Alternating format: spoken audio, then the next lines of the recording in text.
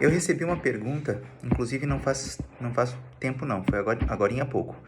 É uma pergunta de uma pessoa sobre o, o dom de profecia. A pergunta, mais especificamente, foi: qual é a base bíblica que nós temos para o dom de profecia? Porque muitas pessoas me perguntam, eu converso com pessoas e elas me perguntam sobre isso, né? Me fazem essa pergunta: qual é a base bíblica? E eu fico em dúvida, acabo não tendo respostas. Então, eu mencionei a ela, né, os três principais versos, e fiquei de enviar para ela, inclusive depois por escrito, né, os 3 versos para ela não esquecer, e também um estudo adicional que há um tempo atrás eu fiz, bastante interessante. Eu vou então mencionar aqui os 3 versos, né, aproveitar a pergunta que ela fez, que pode ser também a sua pergunta, pode ser a pergunta de muitas pessoas. Os 3 textos, então, mais objetivos que nós temos, né, que indicam o remanescente de Deus, não apenas o espírito de profecia ou o dom de profecia, né? A pergunta dela havia sido qual é a base bíblica para Ellen White, na verdade, né? E Ellen White, eu entendi que ela quis se referir ao dom de profecia, né? Quais são os textos bíblicos que fazem referência ao dom de profecia na pessoa, na vida de Ellen White. Os 3 textos, então, mais objetivos que mencionam o dom de profecia ou o ministério profético de Ellen White, eles aparecem no livro de Apocalipse, tá? São os textos Apocalipse, então, capítulo 12, versículo 17, Apocalipse, capítulo 14, versículo 12 e Apocalipse 19, versículo 10.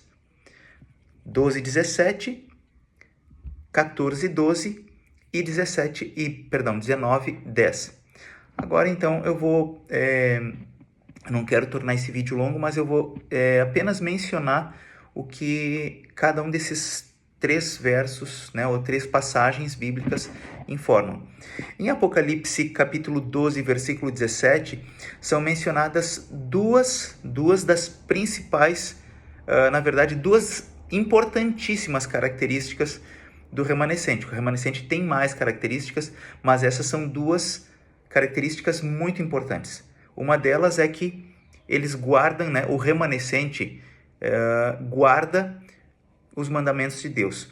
Por que eu fiz aqui um né? Porque, na verdade, o remanescente é uma palavra, é uma expressão singular, né? O remanescente, mas ali no texto bíblico aparece no plural porque o sujeito da frase é... deixa eu me lembrar exatamente o que diz ali. Diz assim: e o dragão se pôs em pé sobre a areia do mar e foi pelejar contra o restante da sua descendência, os que guardam os mandamentos de Deus. Então ali, os está no plural, né? Os que faz referência à descendência, o restante da descendência da mulher do Apocalipse 12, né? Do livro, do capítulo 12 do livro de Apocalipse. Então, os que guardam os mandamentos de Deus compõem o remanescente. Então, uma das características do remanescente mencionadas aí no capítulo 12, versículo 17, é que eles guardam os mandamentos de Deus. Mas a outra característica é que eles têm o testemunho de Jesus. São 2 importantíssimas características que são mencionadas aí no capítulo 12, no versículo 17. Não são as únicas, como eu disse, mas são 2 importantíssimas. Bom, no segundo verso que eu mencionei, a segunda referência, Apocalipse 14, versículo 12, são repetidas essas características indicadas anteriormente, né, no capítulo 12 e no versículo 17. Só que elas aparecem em conexão com o tema da perseverança dos santos. E esse tema, ele é um tema muito importante na profecia apocalíptica. Por quê? Porque a maior parte dos que professaram ou que professam a fé, eles abandonam a fé em algum momento antes da volta de Jesus, antes da volta do Senhor. Então, esses que professaram a fé, eles vão acabar abandonando. Por isso que é mencionado o tema da perseverança dos santos. Os que permanecem, os que continuam contra tudo e contra todos, né? Nadando contra a maré, digamos assim, ou remando contra a maré. Eles permanecem firmes, eles vão, mesmo quando seus amigos, mesmo quando mil, como diz o livro de Salmos, né? Como mil à esquerda, mil à direita, 10.000 à tua esquerda, né? Mesmo que eles vão abandonando, a pessoa, o remanescente, ele vai permanecendo firme, ele vai perseverando na fé. Então essa é a perseverança dos santos. Esse é um tema recorrente no livro de Apocalipse, ele aparece várias vezes, pelo menos 3 vezes ele aparece no livro de Apocalipse. E o último verso que eu mencionei, Apocalipse capítulo 19, versículo 10, ele é decodificado, né? Ou na verdade ele decodifica o tema do testemunho de Jesus, o termo testemunho de Jesus, que aparece em Apocalipse 12, 17. Então, em Apocalipse 19, 10, aliás, a expressão testemunho de Jesus aparece em outros versos também, tá? A expressão testemunho de Jesus aparece várias vezes no livro de Apocalipse. É um termo importante. Quando um termo se repete várias vezes num livro, numa porção bíblica, isso significa que ele é um termo técnico, ele é um termo teológico. E aí, nesse caso, então, ele tem ele tem um significado importante. E ele é decodificado aí no capítulo 19, versículo 10. O capítulo 19, versículo 10 dá várias informações. Dá a informação de que João chegou próximo ao anjo, né? E diante do anjo e se prostrou para adorá-lo. O anjo não recebeu a adoração, não aceitou receber a adoração de João.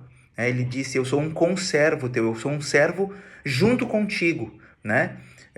Um servo de Cristo, um servo de Jesus, junto com você, né? Só que eu sou anjo, você é homem, mas eu sou um servo, eu não posso ser adorado.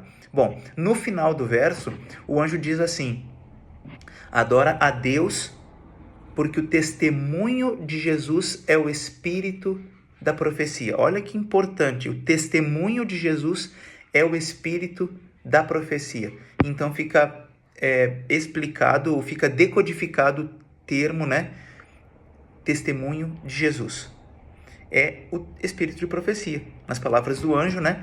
E para ficar mais fácil para nós aqui do século 21, 21, né? Ainda não fomos para o século 22. Para nós, a expressão, talvez para ficar um pouquinho mais fácil ainda, além de ser o espírito da profecia, é o dom profético. É o verdadeiro, é o dom profético, certo?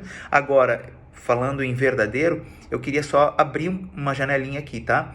O dom profético, ele é o verdadeiro dom de profecia, tá? Não é o atualmente chamado dom de revelação, dom ou profecia, né? Como nos círculos pentecostais, principalmente, né? Pentecostais ou neopentecostais. Quando uma pessoa fala assim: Deus me deu uma profecia, ou ou eu tenho uma profecia, né? Eu tenho o dom de revelação. Não é esse tipo de dom, tá? Não é essa manifestação como comumente é mencionada, assim, principalmente por pessoas dos círculos pentecostais e neopentecostais, mais pentecostais, né? Aí fica então um incentivo, né, para todos nós adventistas, mas também para aqueles que não são adventistas, fica um incentivo para estudar ou aprofundar o tema, né, ou o estudo do dom de profecia, o verdadeiro, né, as características, o dom de profecia. Quais são as características do dom profético, do verdadeiro dom profético, do dom profético bíblico, né, conforme a Bíblia menciona. O dom de profecia, ele é um dos dons espirituais que existia nos tempos bíblicos, tanto no Antigo quanto no Novo Testamento.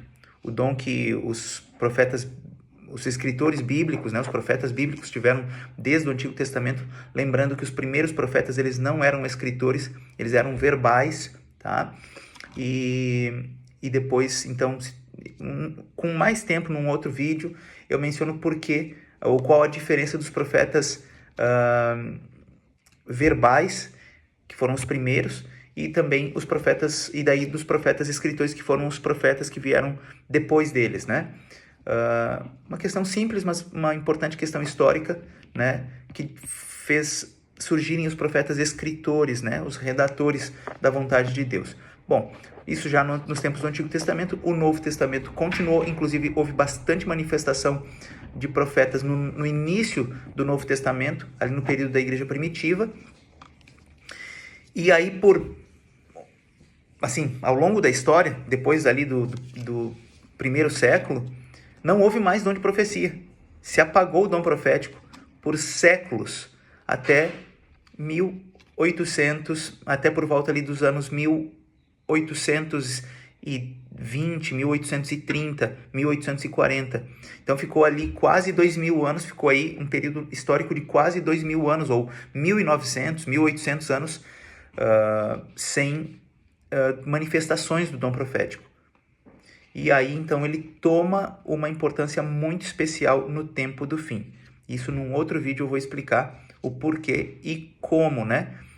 Ele toma uma importância muito especial no tempo do fim. O dom profético, o dom de profecia, certo?